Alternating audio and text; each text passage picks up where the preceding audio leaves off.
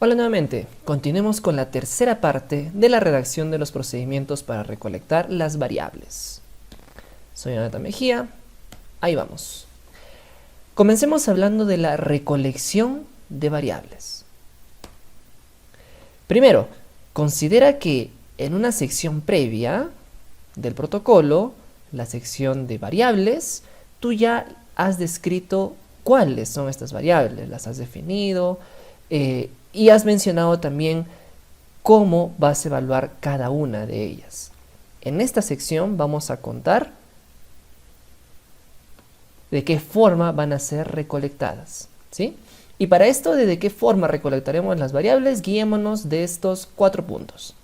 ¿Cómo vas a hacerlo? ¿Dónde vas a hacerlo? ¿En qué orden? Y si en un caso tomas algún tipo de muestra biológica, te voy a brindar también algunos detalles que debes de describir. Comencemos con el cómo vas a hacerlo, ¿ok? En este punto, lo más importante a colocar en el protocolo es primero mencionar si realizarás entrevistas, si será por autorreporte, si realizarás encuestas, entre otras formas de recolectar la variable. Luego también deberías de mencionar si la recolección de datos será llevado a cabo manualmente, es decir, lapicero y papel, o digitalmente, ya que también últimamente se utilizan mucho las tablets, los mismos smartphones, haciendo uso de aplicativos en ellos. Si en un caso utilizas un medio digital, debes de mencionar de qué forma vas a hacerlo y el programa que vas a utilizar. Veámoslo con ejemplos. Primer ejemplo. Los encuestadores utilizarán tablets para realizar las encuestas. Los encuestadores tendrán acceso a la encuesta a través de la aplicación Google Forms en sus tablets, lo que les permitirá completar la encuesta de manera rápida y eficiente y permitirá la recopilación de datos en tiempo real. Esa es una ventaja de utilizar un medio digital. Lo último, de recopilar los datos en tiempo real. ¿Dónde vas a hacerlo? En este punto es narrar exactamente el lugar en el que vas a recolectar los datos. Este ejemplo nos dice lo siguiente. Los evaluadores recolectarán las variables de interés en 2 pasos, cuestionario y evaluación física. Todo este proceso se realizará en un consultorio privado en el hospital tal. ¿Ok? Y si vemos por aquí nos dicen en 2 pasos, cuestionario y evaluación física, entonces procedería a contar en qué orden van a ser recolectados. Y nos dice lo siguiente. Primero, realizarán el cuestionario, que contará con 20 preguntas y mencionan parte de las variables que están dentro de este cuestionario. Posteriormente, realizarán la evaluación física, que constará de la evaluación del peso, talla, frecuencia cardíaca y presión arterial.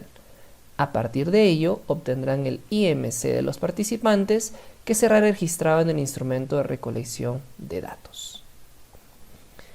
Si en un caso realizas una obtención de una muestra biológica, considera cada uno de estos puntos a brindar como detalles respecto a ella. Comencemos con el tipo de muestra. Considera que puedan existir muestras histológicas, muestras serológicas, muestras de secreciones, muestras cadavéricas, etcétera, etcétera. La cantidad y el propósito. ¿Por qué estás recolectando esta muestra? ¿Qué es lo que quieres encontrar en ella? Veamos el ejemplo. Se recolectará una muestra de orina en 24 horas de menos de 2 litros para obtener la albuminuria del paciente. Para ello se usarán los procedimientos reportados por Vegeta et al., una cita que a continuación resumimos. Y aquí, como pueden observar también, sigue siendo relevante el citar y referenciar, ya que de esta forma dejamos en constancia que los métodos que utilizamos ya han sido previamente también utilizados y suman a la rigurosidad de utilizarlos pues en nuestra recolección de nuestros datos. Siguiente, ¿de qué forma recolectarás la muestra biológica? ¿Qué nos dice el ejemplo? Para ello, el personal del laboratorio le brindará indicaciones al paciente para garantizar una toma adecuada de muestra. Estas se orientarán al uso correcto del recipiente recolector, el procedimiento de recolección, especificando que descarte la primera orina del día, anotando la fecha y hora, que recolecte todas las siguientes durante 24 horas y que recolecte la primera orina del segundo día, también anotando la fecha y hora, así como indicaciones sobre la refrigeración de la orina recolectada durante este periodo. Como vemos, todos los detalles de la recolección de la muestra también son mencionados. Continuamos con el método de transporte y almacenamiento de la muestra biológica. Luego, el personal del laboratorio transportará las muestras recolectadas manteniendo la cadena de frío y las almacenará a una temperatura menor a 4 grados Celsius. Sigue el método de análisis, de qué forma se va a analizar esta muestra biológica y el personal que lo realizará.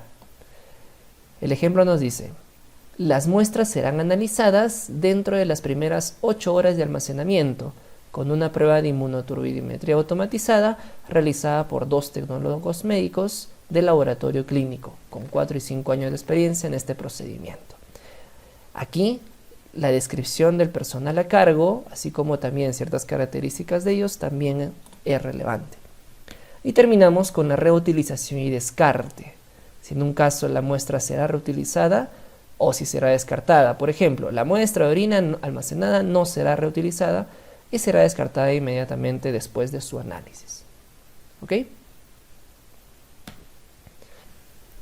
Bien, ya estamos en el punto 5 de los procedimientos. Continuemos entonces con el seguimiento. El seguimiento ocurre cuando luego de recolectar los datos basales, que van a ser representados como un tiempo cero, se recolectan una o más variables en una o más ocasiones. Tiempo 1, tiempo 2, 3, 4, etcétera, etcétera. ¿Cómo es esto? ¿A qué te refieres? Ok, imaginemos que esta es nuestra línea temporal y que tenemos un inicio, una recolección basal, que representará el tiempo cero. Posteriormente nosotros decidimos realizar seguimiento a los participantes y comenzamos a realizar una primera medición, el seguimiento 1, que representará un tiempo 1, digamos un año. Pero consideramos continuar realizando el seguimiento. Y la siguiente medición la tenemos en el seguimiento 2, el tiempo 2, digamos 2 años. Y decidimos terminarlo en el tercer seguimiento, al tercer año. Esta es la representación gráfica del seguimiento. Al momento de escribir el protocolo, debemos de considerar ciertas cosas para nuevamente describir a detalle el seguimiento. Primero, especificar el tiempo en el que se realizará el seguimiento. Es la parte básica, ¿no? ¿Cuánto tiempo vas a seguir a estos participantes? Siguiente, especificar cómo vas a contactar a los participantes para que acudan a cada seguimiento. Puede considerarse vía telefónica, vía mensajería instantánea como WhatsApp o redes sociales, etcétera, etcétera, ¿no? Siguiente, mencionar si la recolección de las variables tendrá alguna diferencia en el seguimiento o si se recolectarán nuevas variables. En los seguimientos, en efecto, puede ocurrir que, digamos, comenzaste recolectando una orina en 24 horas, pero en el seguimiento decides recolectar únicamente una muestra de orina al azar. Entonces ahí comienzas a tener diferencias que deberás también describirlas en tu protocolo. ¿Ok? Veamos un ejemplo. Los evaluadores realizarán un seguimiento de los participantes a los 3, 6 y 12 meses. El tiempo. Para ello, los participantes serán contactados vía telefónica e invitados al consultorio donde se les tomó la evaluación inicial. De esta forma van a ser contactados. ¿Ok? Se seguirá el procedimiento de la evaluación basal para la medición de las siguientes variables durante el seguimiento: IMC, hemoglobina y glucosa en ayunas. Primero se realizará la evaluación física y luego la recolección de muestras del laboratorio. Para ello se emplearán los mismos métodos usados en la recolección basal.